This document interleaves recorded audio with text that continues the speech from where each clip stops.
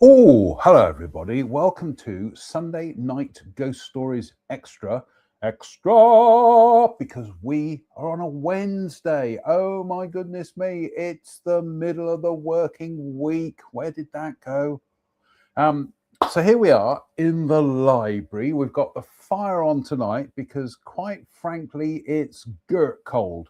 And I am still drying out from today's Two Reg walk, which was a little bit rainy. What are we reading tonight? We are still reading the brilliant, absolutely brilliant Haunted Places of Scotland. What a superb book. And at half time, I'm going to look up the publishers to see what other books they do. What are we drinking tonight? More importantly, from the subscription beers, we've got Anno 1898 Tipsy, hoppy Belgian lager by Hermans, 4.8%. So there it is. There's the artwork. And it says, Tipsy, hoppy Belgian lager, brewed with passion, served with style. Ingredients: water, barley malt, wheat malt, yeast, hops, allergens including gluten shown in bold. Doesn't really say anything else. It's by Hermans Brewery. Well, yeah, Hermans, I think it's called. Yeah, that's all I can really tell you about it. But what does it say on the front? Lager Gesting, Anno 1898, Tipsy, hoppy Belgian lager, Gebra Oud God, Ferez Vieux Du. Well, I don't know what that means. And there we go, Herman. So, well, and what are we washing it down with? We have a fresh bottle of the Western Gold Honey, which is my favorite new bump from Lidl. So here we go. Oh, lovely. I'd seen it a number of times when I was in there shopping, and I thought few weeks ago, I thought, well, we'll get some and we'll try it. Yeah, it's girt lush. So, and if you're wondering where his derpiness is, he is,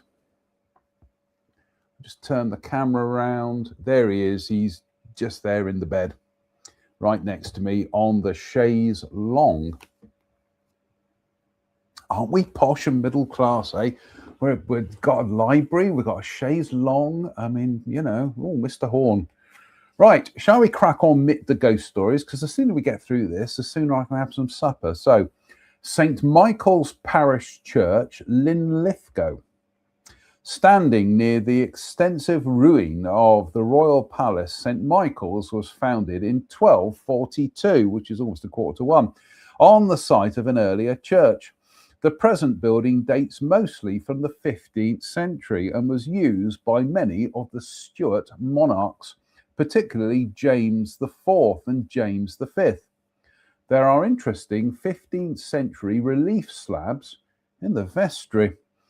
It was in the church that a blue-robed apparition warned James IV not to march into England, but the king ignored the warning, invaded England, and was killed at the disastrous Battle of Flodden in 1513, which is almost 3:15.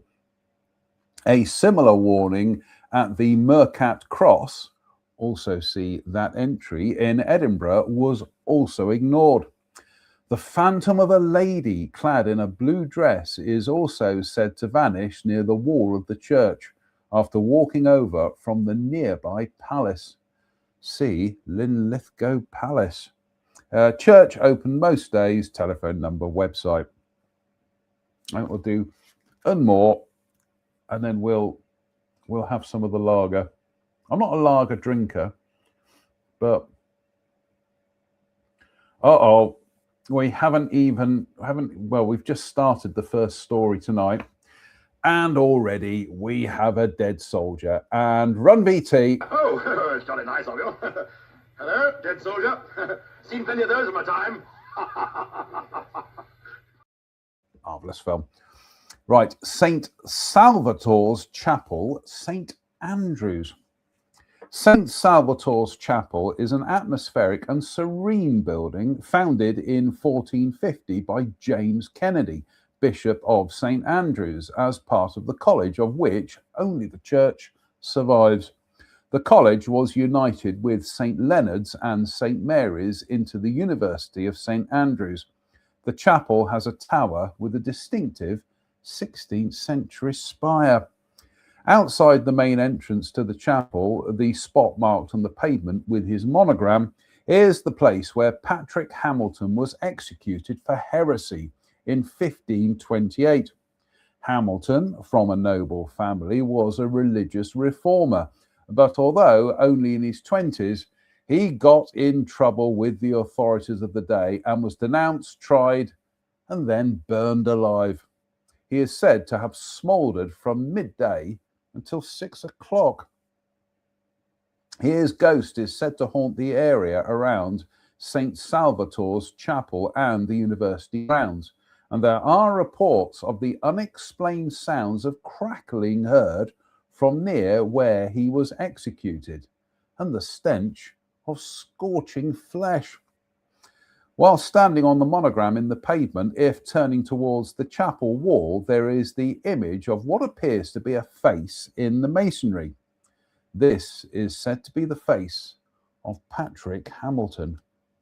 Look that up. Chapel, part of St. Andrews University, often open. Entrance is through the Pend. Website, St. Andrews, about blah, blah, blah. Right, shall we look that up?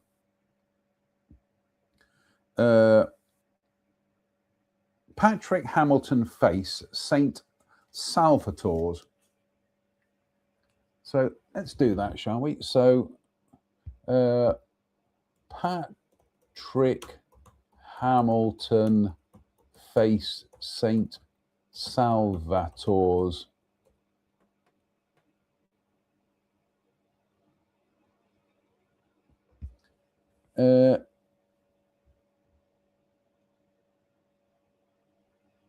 Oh my goodness me! Yes. No,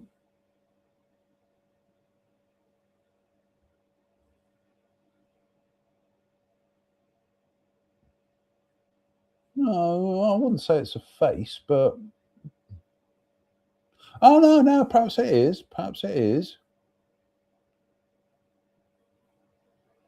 All right, here we go.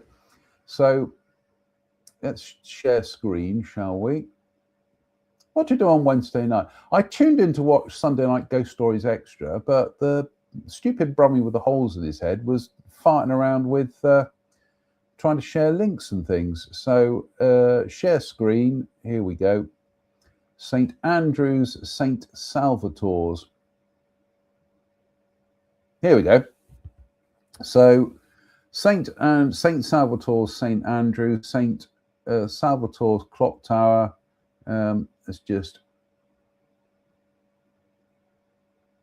scrolls down. There it is. The ghostly face of Hamilton. Looking up at the gateway, you will see a face carved in a stone. This is said to be the face of the martyred Patrick Hamilton. Shall we see if we can zoom in a bit there? Or actually, we'll see if we can open image in new tab. Let's see if we can. There, I think we can see that. No, let's try that again. Share screen. There we go, ladies and gentlemen. The face of the martyred Patrick Hamilton. Yeah, I can see a face there. That's curious. There we go. We have fleshed that story out. So let's have some beer, shall we? Or lager. I'm not a lager drinker, but cheers me beers. Doesn't tell you what it's supposed to taste of, but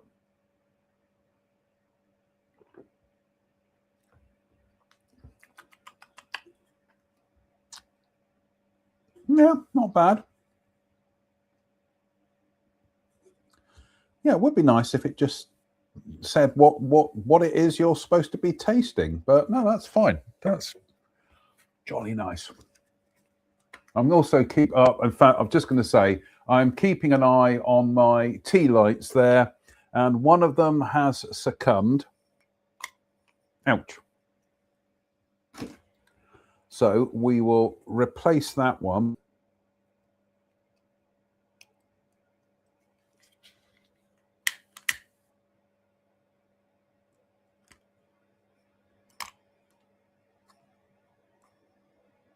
There we go.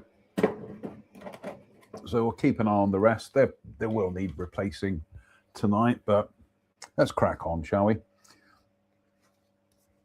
Staghead Hotel, South Queensferry.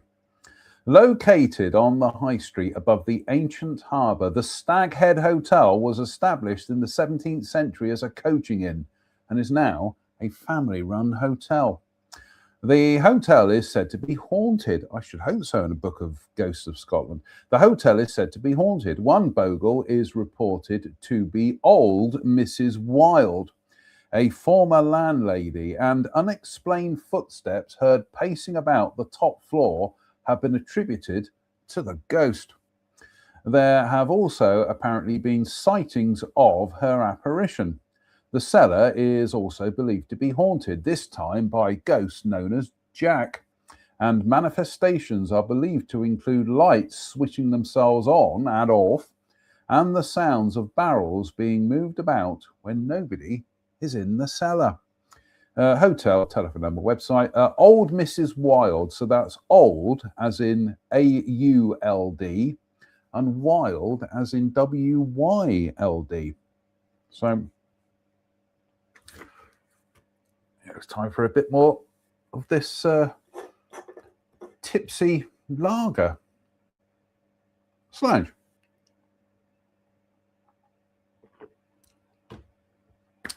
Not bad. Not bad at all. Stair Arms Hotel, Path Head. Lord and Lady Stair had the hotel built after the construction of the bridge designed by Thomas Telford to cross the gorge at the village of Ford. The Stair Arms Hotel was a temperance establishment in the early 20th century, but in 1990 was remodeled and upgraded and is set in 4 acres of grounds. The hotel is said to be haunted by the ghost of a chambermaid. The poor woman is said to have committed suicide while working here, and her apparition is claimed to have been seen in the restaurant. Hotel, telephone number, website. I think, oh, I've got itchy nose again. I think it's bump time. Do you reckon Derps? Yeah, Derps agrees with me. So, Slange me bar. Oh, that is lovely. The weird thing is,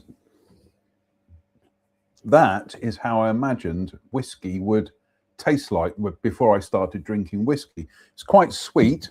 Yeah, that's good stuff, that. Right. Stars and Deacon Brodie's Bars, Dundee. That's Stars spelt with a Z. Housed in a former Methodist church of 1867 is the Stars Bar, while Deacon Brodie's Bar is located in what was the adjacent Sunday school and dwelling. The bars are both said to be haunted, and the buildings are reputed to have a foreboding atmosphere at times, as well as unexplained voices and feelings as if people are being pushed or touched by invisible hands. The apparition of a man clad in black has reportedly been observed more than once standing by a pillar in Deacon Brodie's, and glasses are said to have fallen from a shelf behind the bar without explanation.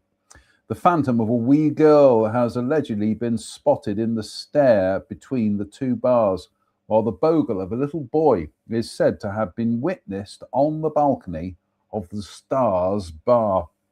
It just says bars, telephone number. A paranormal investigation was undertaken by Paranormal Discovery. Website address. Oh, goodness me. We are going to have a beer and a bump now, because as soon as I saw Stirling Castle, my first thought was this is going to be a long one. And I'm not kidding, that's a whole page on Stirling Castle. So, as opposed to Stirling Archer. So, cheers, me beers. What a great show that was, Archer. Goodness me.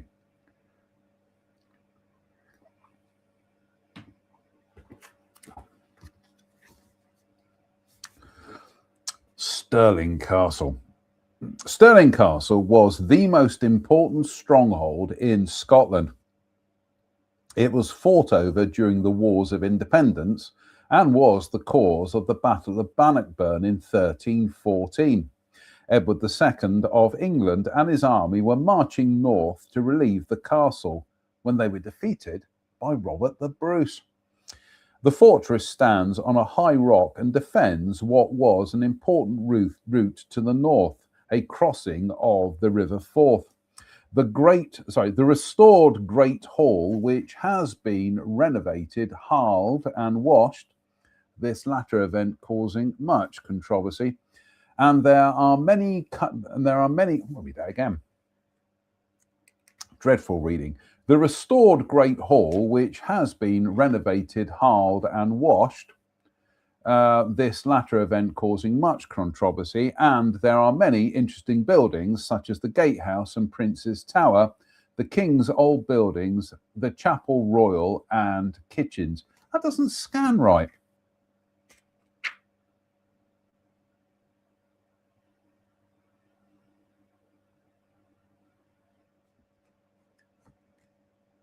No, that doesn't scan right at all. Anyway, the castle has a long, violent history, and it saw action down the years, including in the Jacobite risings of 1745 to 46.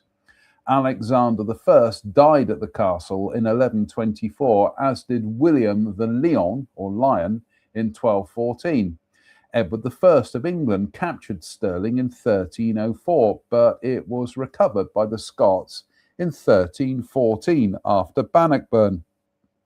The Jacobites, led by Bonnie Prince Charlie, besieged the castle in 1746, but they soon had to withdraw, having lost several of their artillery pieces in an exchange of fire with the castle garrison. The castle is said to have several ghosts. One is believed to be the Green Lady, a harbinger of doom often associated with fire. One tale is that she was lady-in-waiting to Mary, Queen of Scots, and saved her queen when her bedding caught fire. Another version is that this or another ghost was the daughter of a governor of the castle who committed suicide.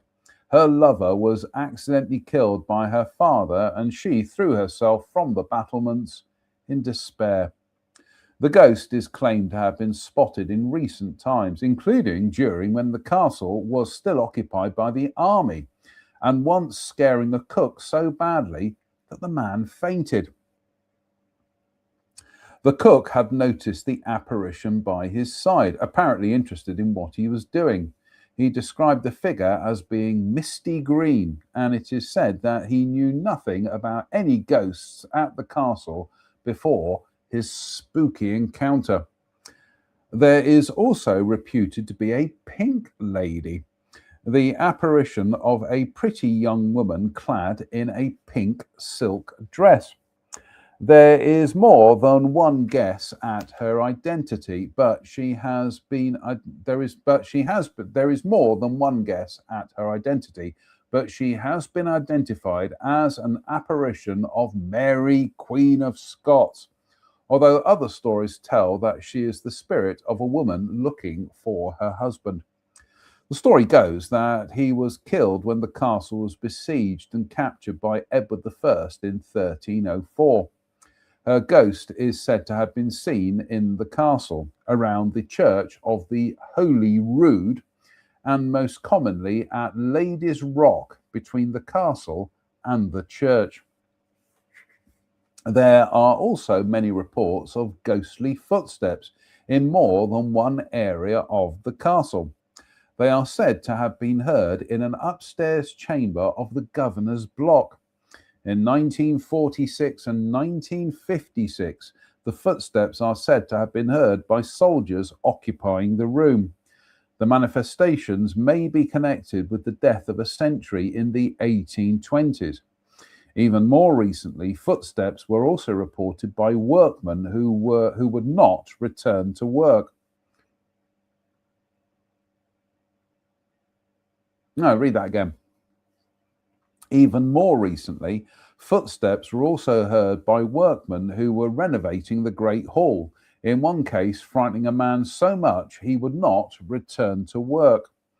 Further stories of disembodied footsteps have included those in the King's Old Building, apparently heard climbing a stair that no longer exists and going the length of a corridor that has since been divided.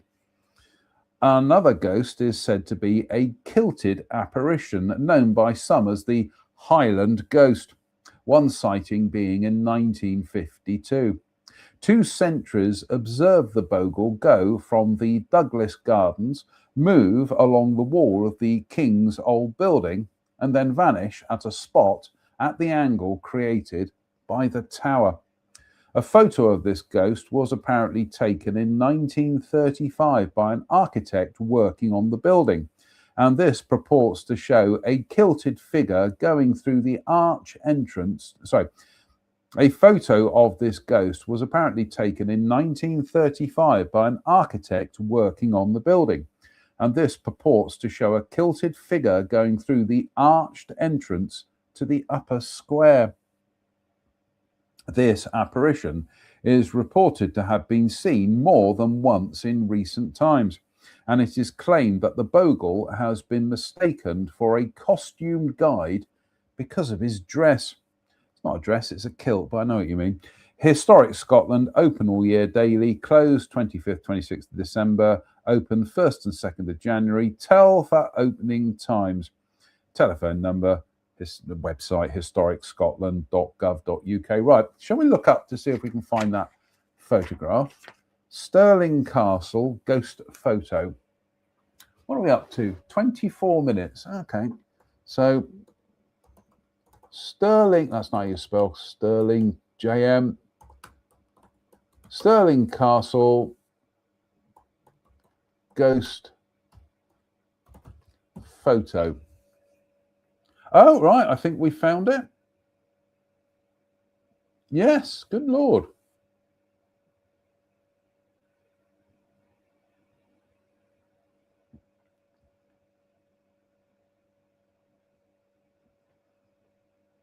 No, that's not that. Well, that is the one I'm looking for.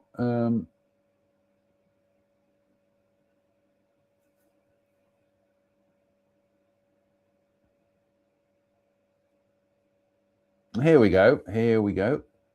Let's get rid of that, and let's.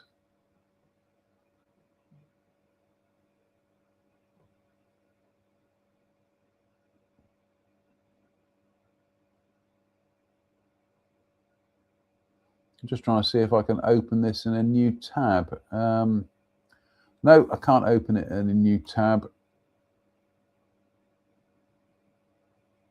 No, that's Pinterest. I hate that. Open link in it. God, do you think they'd make this easier? It's not like the internet hasn't been around for a gazillion years. All right, here we go. Found it. Right. So yes, I see what they mean. So here is the photograph of the arch. And if we share screen, it does look like a figure, doesn't it? You can see, look, if I do it with the mouse, that does appear to be a kilt. Yeah, how strange. How queer, how curious. Always good to put some flesh on these stories. So there we go. That's apparently the kilted ghost of Stirling Castle. Cheers, me beard. Oh, bump time. Lovely. Oh, that's delicious. Right. Stobhill Hospital, Glasgow. The hospital, founded in 1904, having some 1,867 beds for patients with serious illnesses such as read that again. The hospital was founded in 1904, having some 1,867 beds for patients with serious illnesses such as tuberculosis. The hospital was used during World War I to treat battle casualties and was then expanded and developed during the rest of the 20th century. The hospital has recently undergone a £100 million refurbishment and is due to reopen in June 2009, which in this book is in the future, which in the current reality is nearly 20 years ago. The hospital is said to be haunted by the apparition of a woman in a white uniform seen by nurses as they enter wards or heard by staff as a voice calling them. One story is that the benign ghost alerts staff to patients who are very seriously ill. Hospital telephone number. Yes, I am depressingly reminded that 3 years ago I was exactly one of them, but not one of them, you know what I mean. Grim. I'm just having a look at the time. Yeah, I think we'll do one more and then it'll be half time, snack time. Talk about the 2 Reg walk today, and then we'll open up the next bottle of beer. So cheers, me beers. As always, in the magnificent Rush beer glass from viewers Kirsten and Steve in the United States. So God bless the pair of you. What a magnificent beer glass. Slange.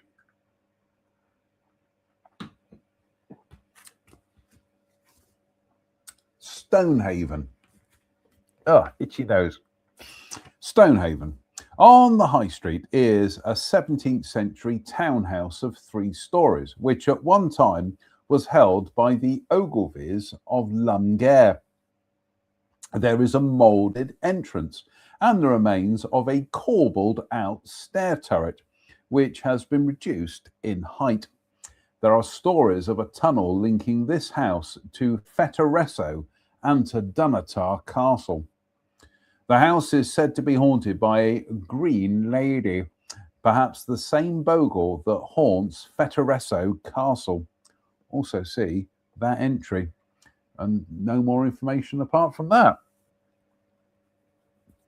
Itchy nose. We'll do one more because we haven't quite reached the half-hour mark.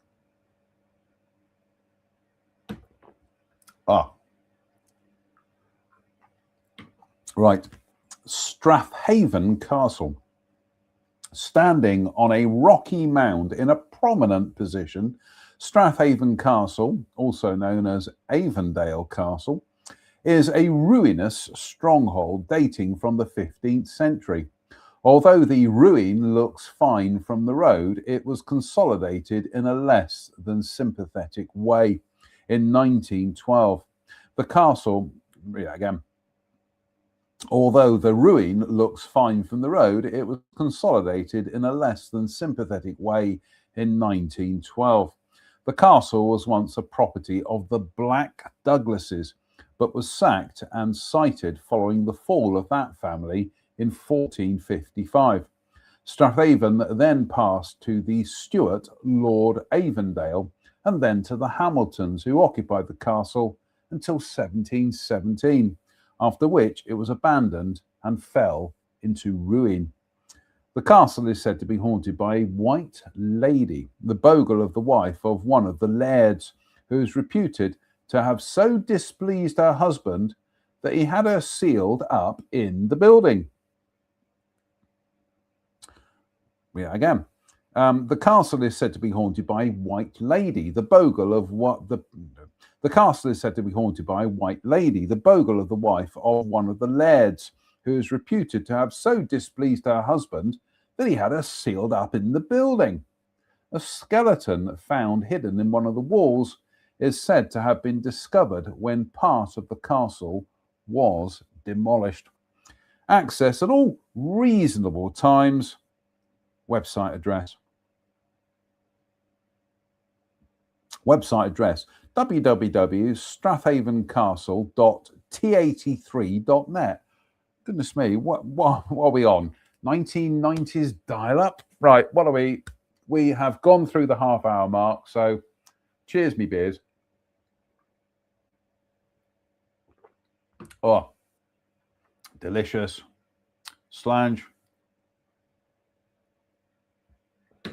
Deliciouser. So, part deux of tonight's beer is this magnificent Otter Ale, bought for me by friend Wendy, because I have been we've been doing investigations up at her house to see what's on her patio at night, and I'll show you the pics in a minute. Relaxing with an otter is a pastime enjoyed by Devonians and visitors alike. Now it's in bottles. Otter Ale can be enjoyed in the comfort of your own home or library. It's a real fireside beer, that blends some of Devon's best Maris Otter malt, English Fuggles and Challenger hops, and is then lovingly brewed with our very own water from the head springs of the River Otter. The perfect taste of Devon. Otter Brewery, Luppet, Honiton, Devon, EX14 4SA. So we're going to open this with the magnificent Other Rush beer bottle opener.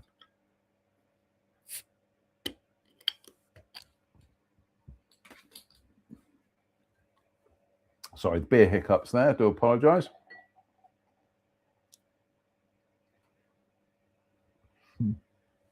Oh, the beer hiccups again. Right, we'll let that settle in the beer glass for now. Right, so let's just go. Let's play catch up with what we're doing at the moment. Right, so in terms of viewer Wendy's hedgehog.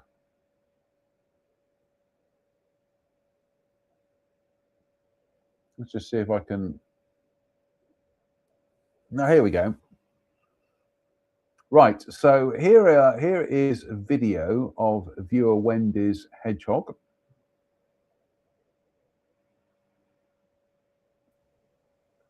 So if you watch, there it is in the right-hand side of the screen, and then it wanders in, and then we've got a still image of it there. And then we've got another still image of it there. And here we are, video of it. It's having a nice drink. And there it is. So, viewer Wendy is delighted that she's got a hog on her patio. No, that's it. That's all the video we've got there. So, pretty good stuff, actually. Talking of hogs, this is trail cam from my garden here. This is trail camera. Brace yourselves, folks. Look at this. Not one, but deux hedgehogs. I've got two there. Now, I think these may be siblings because they are pretty much about the same size. And they do get on, and they're quite happy to nibble all the cat biscuits that I put out, and also enjoy the dish of water as well. But there is another side to this, and I'm just going to see if I can bring this up, because here it is. We have another hog in the garden. I got 3 hogs in my garden, but there is this one. Now, I originally thought this was a pregnant female because it's got quite a distended belly. But somebody who works in hog rescue says, no, that doesn't look like a pregnant one. That looks like some kind of tumor. So we're keeping a weather eye on this one at the moment. It does not appear to be in any distress, and you can see how big it is compared to the other hogs that we have in the garden, the two that I assume are siblings. And here it's caught in the act of circling the smaller hog, which apparently is a courting ritual. But you can see that big bulge. Like I say, I just assumed that was pregnant, and especially there was a good shot of it there as well. And again, there it is tucking into the cat biscuits. Oh, that's what I meant to get in Proper Job today. Blessed hedgehog biscuits. Oh, never mind. But there it is again. But the thing is, it's got this bulge underneath its back legs, but it also has how can I word this delicately? It's got teats. So I just thought naturally it was a pregnant female. And there it is again alongside alongside one of the other hogs. I think we've seen these pictures already. So we're keeping an eye on that, and if we will take advice from the hedgehog rescue people, and if they think that it is in any kind of distress, we will of course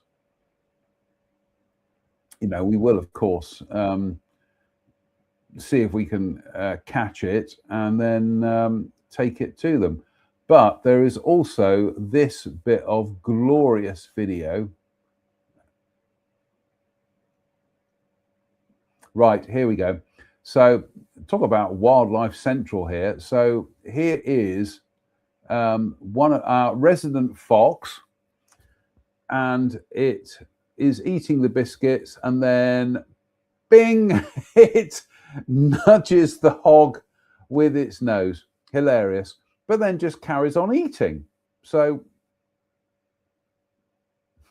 that's just hilarious. But yeah, what? Oh no, you can't see. Let's just try it again.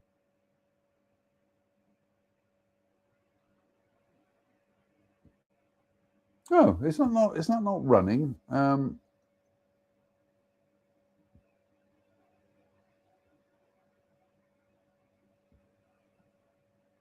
No, that should work anyway. But yeah, we've got we've got hedgehogs in the garden, we've got foxes in the garden. I haven't seen a badger yet, but there are badgers out there. So exciting times. Anyway, folks, I'm just going to have myself a wasabi snack because I got hungry. Really? Really? Are there no wasabi snacks left? There'll be a trip down to Lidl tomorrow.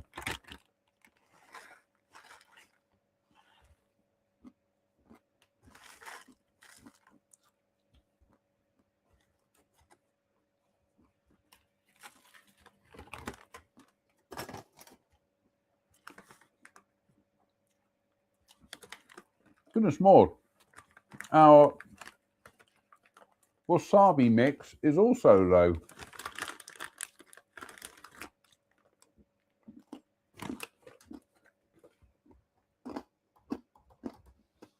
Right. So let me get onto the right account here, because today was a 2-reg walk.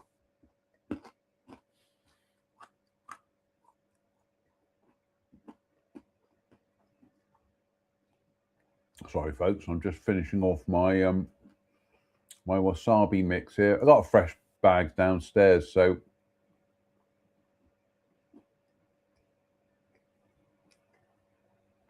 yeah. So today was a 2-reg walk, and because Reg was a bit short of time today, because it was his mum's birthday. Happy birthday, Reg's mum. We decided to do our standby walk, which is Yatton to Kongsbury, although today we did it the other way around, which is Kongsbury to Yatton, which meant we could have tea and cake at the fabulous Strawberry Line Cafe at Yatton Station. So we're walking on the Strawberry Line anyway.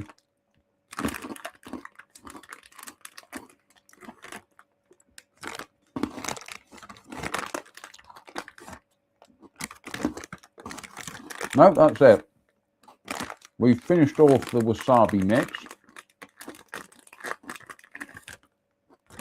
So, that is wild turnip, apparently. It's a brassica. That, on the other hand, is apparently wild garlic.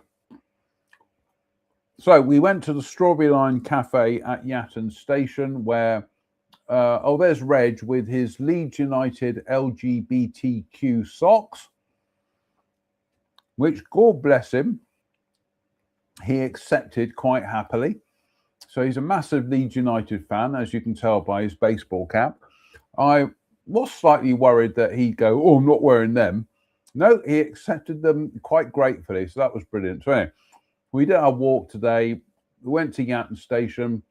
I had the tiffin, which was absolutely lovely. Pot of tea for me and Reg and the tiffin. And the tiffin was made by Chef Faye. And there is Chef Faye and me looking like we've had too much to drink. We haven't, but there we go. It was that time of the day. And there's me and Reg in the drizzle at the Strawberry Line on the way back. So, yeah, we love this. We love this walk. We do it so often.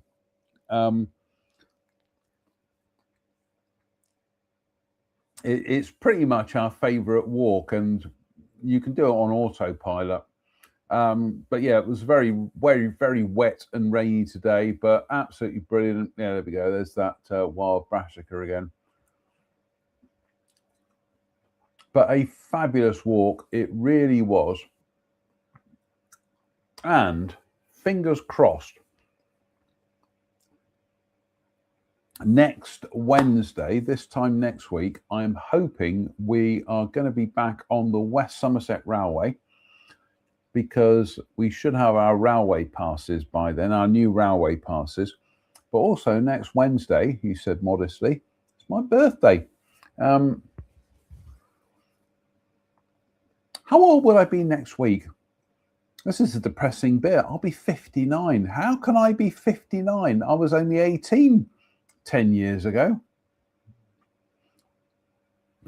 The speed of time is quite terrifying. Yeah, that doesn't seem fair. How the hell can I be staring down the barrel of my 60th birthday? But I will say, given what happened 3 years ago, I was bloody lucky I got to 57, quite frankly. So I'm not complaining. I'm having a whinge, but I'm not complaining. Well, we've got some fan mail here. Let's just read the fan mail.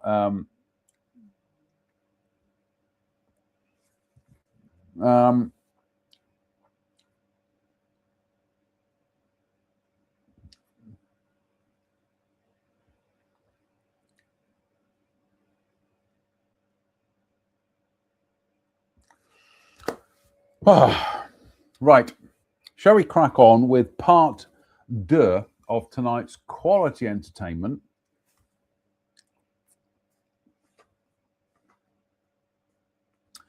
Strathkinness Road, St Andrews. Oh, hang about, folks. Here we go. 45 minutes. Oh, the beer burps. There we go. Finally got them. We had the beer hiccups. Not quite the same thing, but there's the beer burps at 45 minutes and 50 seconds. Oh, there's another one. Strathkinness Road, St Andrews.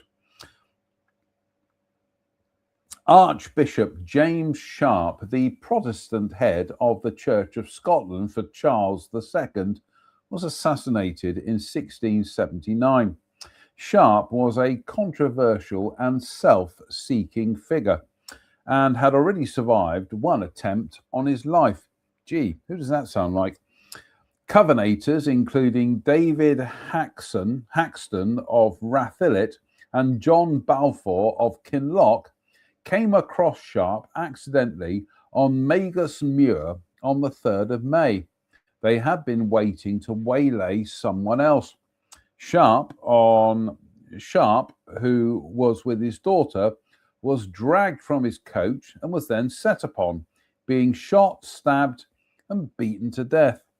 Balfour escaped punishment, although he had to flee to the continent, while Haxton had his hands cut off before being executed.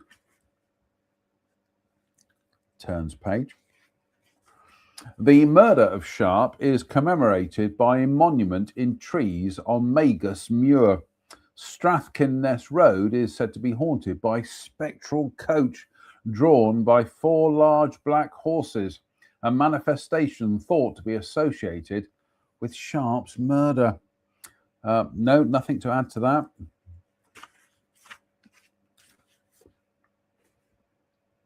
So let's try some of this Otter Ale. Slange me for everybody.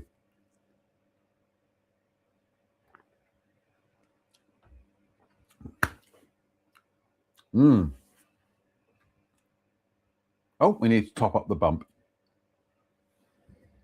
That is a big thank you to viewer Wendy for that.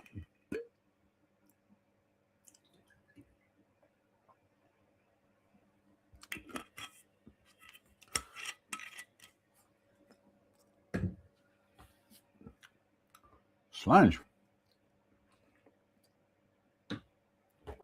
Oh, lovely. Right. Sundrum Castle. Sundrum Castle, a mansion of 1793, incorporates a 14th century keep of the Wallace family. The property passed to the Cathcarts, and then to the Hamiltons by 1750.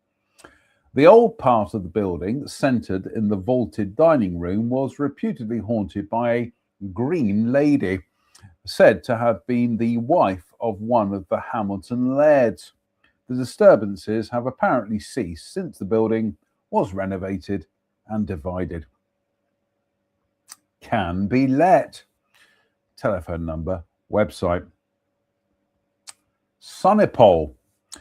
The farm here was at one time said to be haunted by poltergeist activity, and objects were seen flying about the house, as well as many other disturbances.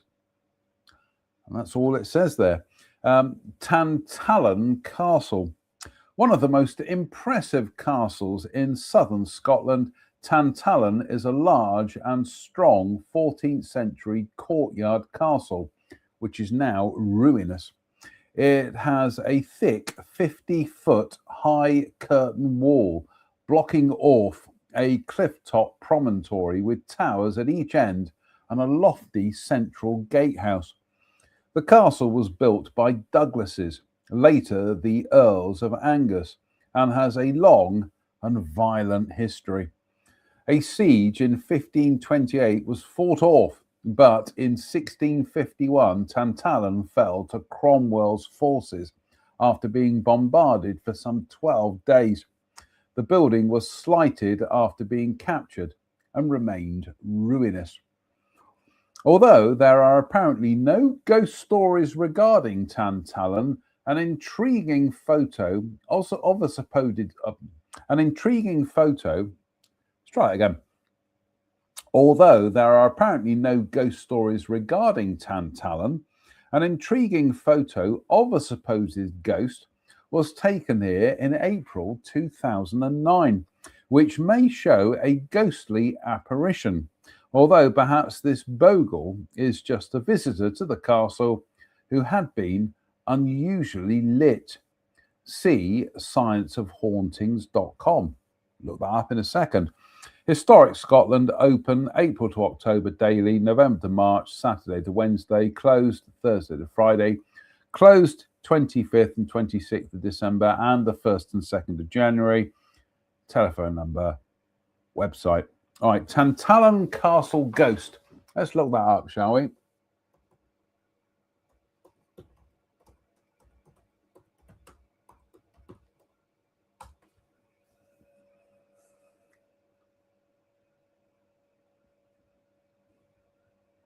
So Tantallon Castle Ghost. Okay.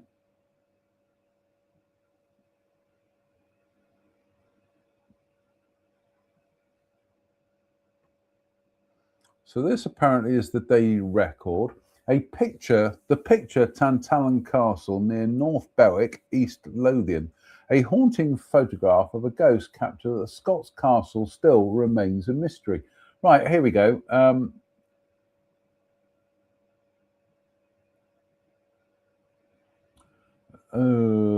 Share screen. So here we are, the Daily Record. There is the picture. It just looks like a visitor. It looks like somebody visiting the castle. But I'll tell you what, we'll open image in new tab. And then we'll go to new tab. Stop screen. Here we go. So share screen.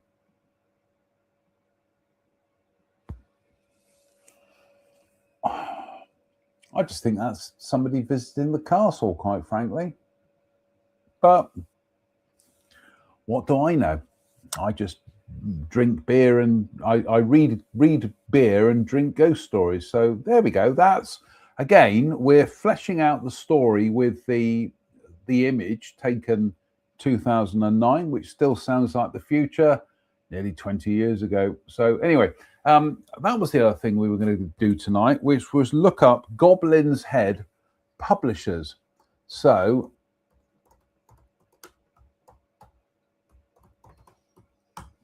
Goblin's Head publishers. Oh, here we go.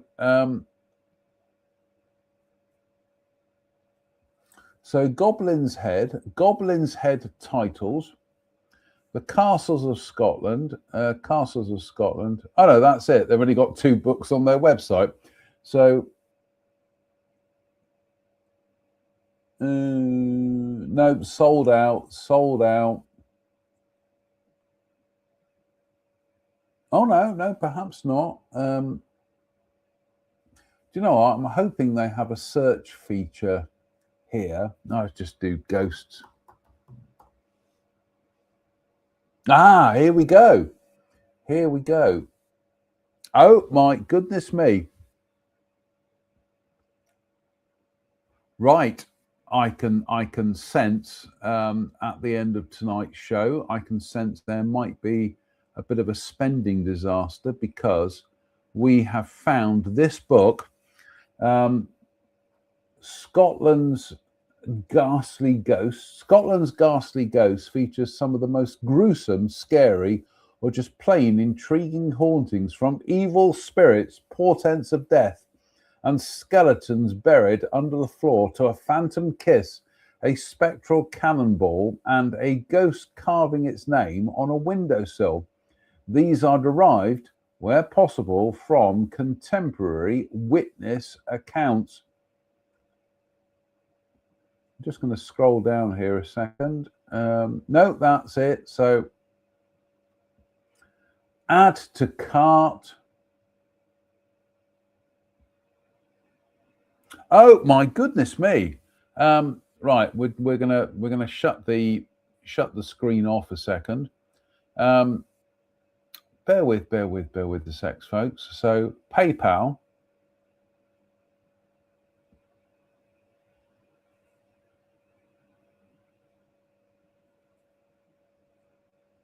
Oh yeah, fingerprint.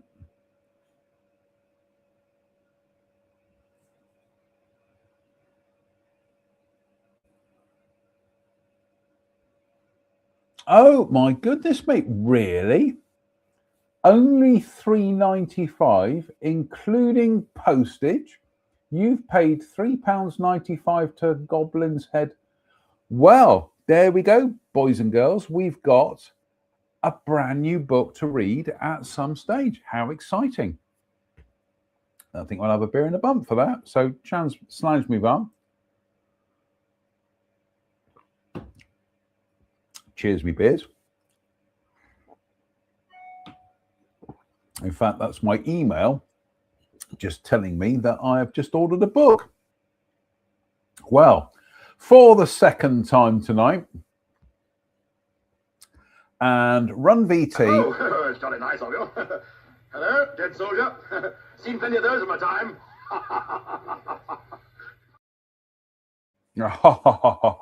Indeed. Taras. Tarras Water is a swift burn which flows down from the hills north of Langholm and joins the River Esk at Auchenrivnock. The area around the terrace is said to be haunted by a white lady.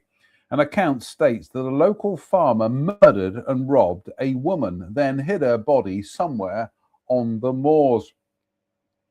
The woman is said to have lodged with the farmer. Oh, the beer burps again. Do apologise. Oh, get it out. Not the burp, that is. The woman is said to have lodged with the farmer, and it was then that he discovered that she had much gold and other valuables, and her fate was sealed. Her apparition has reputedly been seen by many people. No, that's all we've got to say on that one. So, cheers, me beers. Oh, that is very nice. Thank you, viewer Wendy, for the otter ale. That is lovely. Oh, Tay Bridge. The Tay Bridge, designed by Thomas Bouch for the North British Railway, was nearly 2 miles across when it was opened in 1878, making it the longest bridge in the world at the time. It had 86 spans and rose to 77 foot above the sea. Faults, poor design, cost-cutting in its construction, and lack of maintenance, however, led it to collapsing in a violent storm on the 28th of December 1879 at about 1915, taking a passenger train with it into the Firth of Tay. 75 people were killed. Nobody survived. The engine and carriages were recovered. The engine was repaired and saw further service, but only 60 bodies were ever found. Some of the personal items of those that perished can be seen in the McManus Galleries in Dundee. Bush was a further victim and died soon after the disaster. A new Tay Bridge was subsequently built close to the old one. It is said that on the anniversary of the disaster on the 28th of December each year, a train can be seen hurtling across the Tay Bridge where the first bridge was located before falling headlong and crashing into the sea. And that's that one. Yeah, the Tay Bridge disaster. I'm trying to think who was the poet. Was it William McGonagall? Poem. I'm sure it is William McGonagall.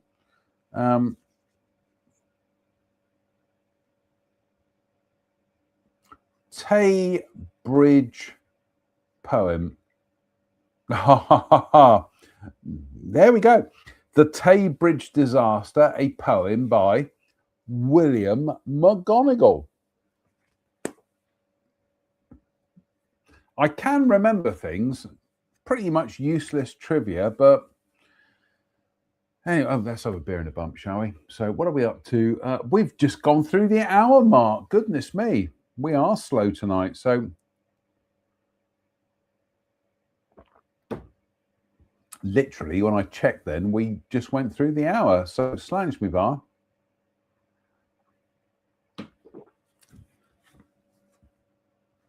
Taymouth Castle. Taymouth Castle, a large castellated mansion built between 1801 and 1842, incorporates part of a 16th century castle of the Campbells. The family were made Earls of Breadalbane in 1681, then Marquesses in 1831.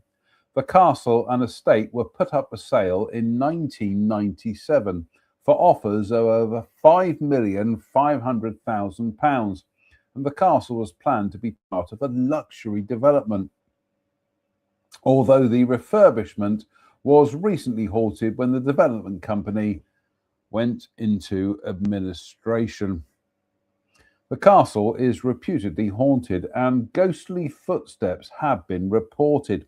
The ghost is said to appear as a harbinger of tragedy in the Campbell family during Taymouth's use as a school in the 1980s. It is said that some students were so scared by unexplained events that they refused to stay in the castle.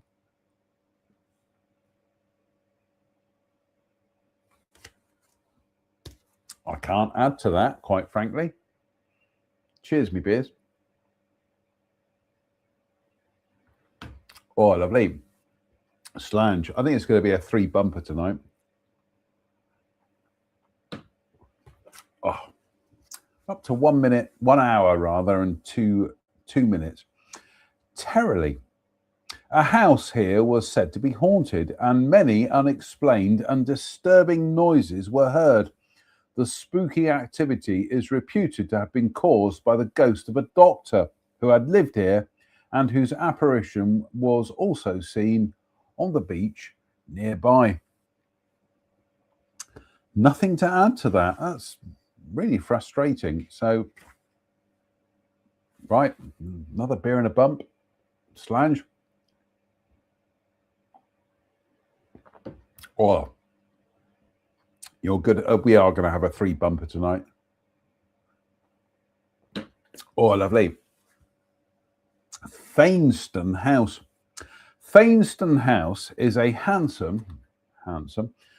Thainston House is a handsome mansion which dates from the 18th century, although it was extended in 1840 and again in 1992. An older house here was sacked by Jacobites in 1745 and was home to James Wilson, who emigrated to North America and signed the Declaration of Independence. Sir Andrew Mitchell, another owner, was ambassador to the court of Prussia in the time of Frederick the Great. The house is now a hotel and country club and stands in 40 acres of lush meadow and parkland. The building is said to be haunted by a green lady, daughter of a former owner of the house. She was killed in a riding accident, and sightings of her apparition describe her as wearing a green cloak. An alternative version is that she was killed when the house was torched during the Jacobite Rising of 1745 to 46. Manifestations reported include objects moving by themselves and pets being too scared to enter one of the bedrooms. A member of staff also told how he turned and walked through a misty shape about the size of a person, but there was nothing to see when he turned back. Hotel, telephone number, website. Goodness me, we is starving now. What have I had to eat today? That bit of tiffin that Chef Faye baked today. That's it. Yeah, we need some food tonight, Derp. So, cheers, me beers.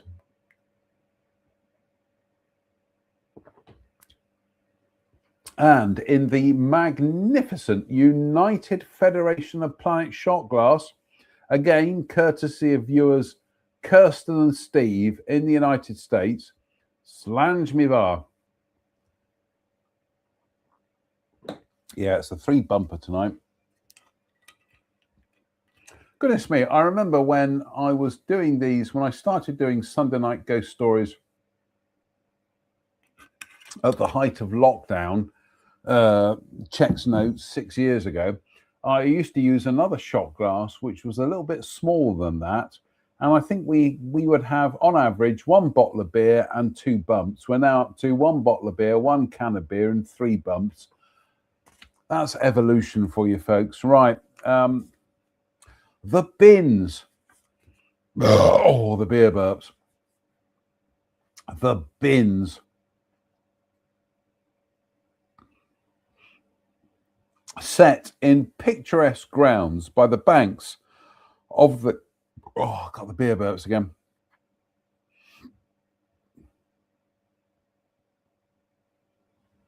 The Bins, set in picturesque grounds by the banks of the Firth of Forth, which is the great Genesis track off of Selling England by the Pound. The Bins is a fine castellated mansion, delicately washed in a fine shade of pink, dating from the 17th century, with impressive plaster ceilings. The Bins was a property of the Livingstones of Kilsyth, but was sold to the Dials in 1612. There is a story of a tunnel leading from the Bins along the coast to Blackness Castle. Also see that entry. General Tom Dial of the Bins was taken prisoner in 1651 at the Battle of Worcester, but escaped from the Tower of London.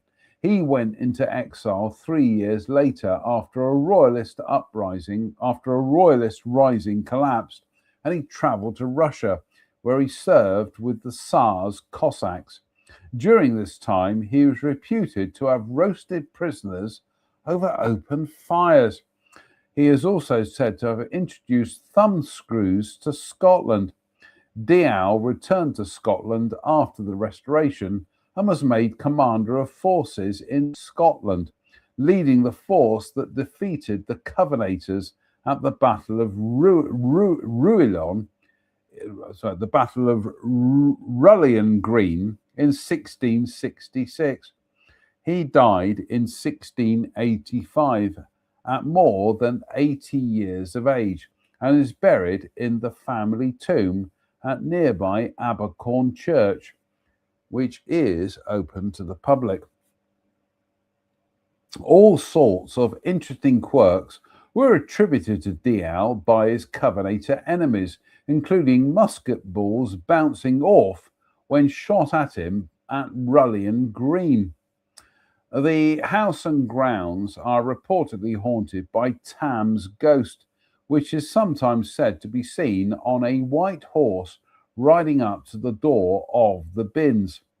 One story is that Dial often played cards with the devil, and once when he won, the devil was so angered that the evil one threw a massive marble table on which they had been playing into the nearby Sergeant's Pond.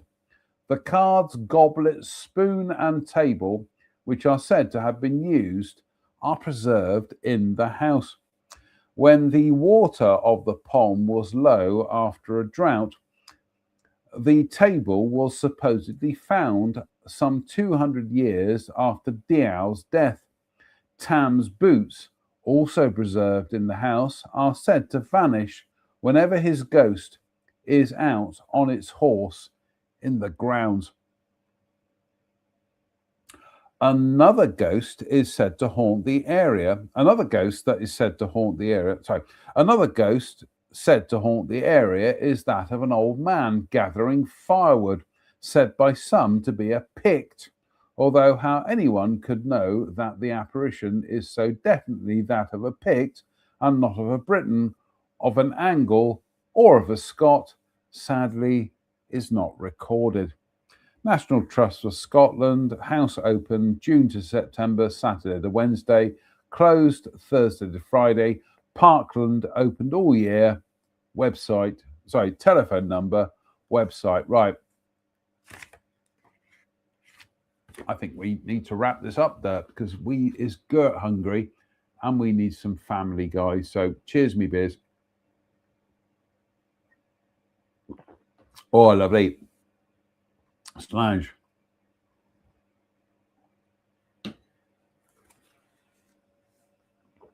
The Lodge, Eden Bain.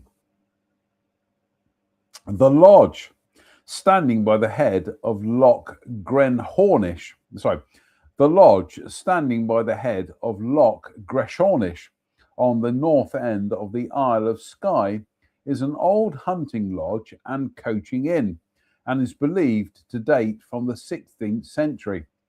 The lodge was built by the MacLeods of Greshornish, whose main residence at Greshornish House, also see their entry, is further north on the west side of the loch. The lodge is now used as a comfortable and friendly hotel. Let's read that again. The lodge was built by the MacLeods of Greshornish, whose main residence at Greshornish House, also see that entry. Read that again. The lodge was built by the MacLeods of Greshornish, whose main residence at Greshornish House, also see that entry, is further north on the west side of the loch. The lodge is now used as a comfortable and friendly hotel. The lodge is said to be haunted, and activity is reputed to be centred on the ground floor of the building, although none of the bogles are reckoned to be frightening. One apparition is said to be of a gentleman clothed in black, sometimes seen at the entrance, while another is reputed to be of an old woman, and also dressed in, one apparition is said to be of a gentleman clothed in black, sometimes seen at the entrance, while another is reputed to be of an old woman, also dressed in black, observed knitting by the fire, sometimes with a spaniel. A third phantom is alleged to have been seen in the passage behind the bar. This bogle is also of an elderly lady, this time dressed as if for bed. Hotel, telephone number, website. I'm just going to look to see. Do you know what? We might go down a few more. We might finish a couple more off tonight. Yeah, I think we will. Slange. Oh, cheers. Right, we'll do Dirtmore, Twatmore, and that's it. The Mitre, Edinburgh. The Mitre is a popular public house on the High Street, and it is said that it is haunted by a ghost, which seems to be mostly witnessed in the cellar, but is also believed to turn on the jukebox at times. Public house, telephone number, Theatre Royal, Edinburgh. The old post office building, constructed in the 1860s, stands on the site of the Theatre Royal, which dated from 1768. This building was said to be haunted by the sounds of actors performing on an empty stage, but the manifestations are said to have stopped when the theatre was demolished. The post office building has itself been renovated to house offices, retail units.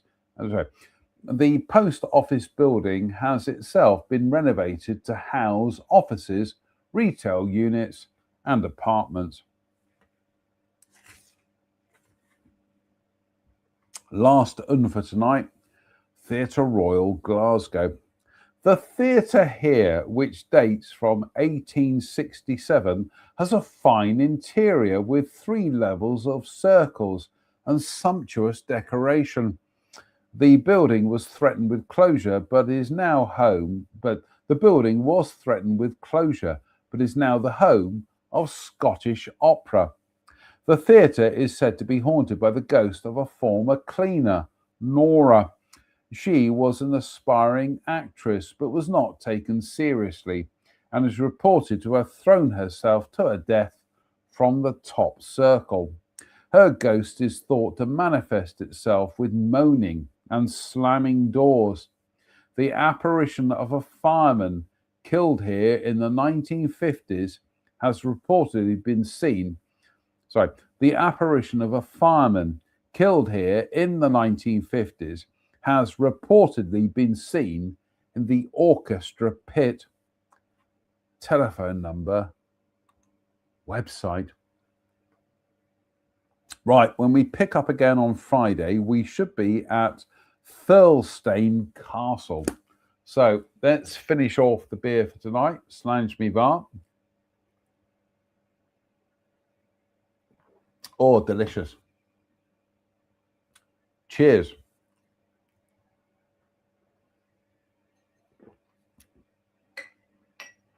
Oh my goodness me. at some stage, we will start reading from West Country Mysteries. But now we've got another Scottish ghost story book coming from Goblin's Head. I'm excited as to what that's going to be. That sounds absolutely brilliant. Right.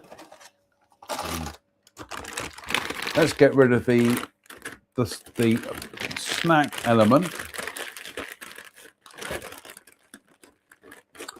Right. Fingers crossed. We will be back on Friday with Sunday Night Ghost Stories Extra on a Friday. Let's keep our everything crossed. Until then, it behoves me to say thank you for watching. Why? Why not? What else are you going to do on a Wednesday night than watch a confused man from Dudley with holes in his head, drink ghost stories, and read alcohol? Come on, folks, you can do better. I can't. I am trapped in this tragic existence, but you can do better. And I've just noticed that the rest of the candles are still going strong. But anyway, so until next time, as ever, thank you for watching. Stay safe, stay out of trouble, and please don't have nightmares. Good night.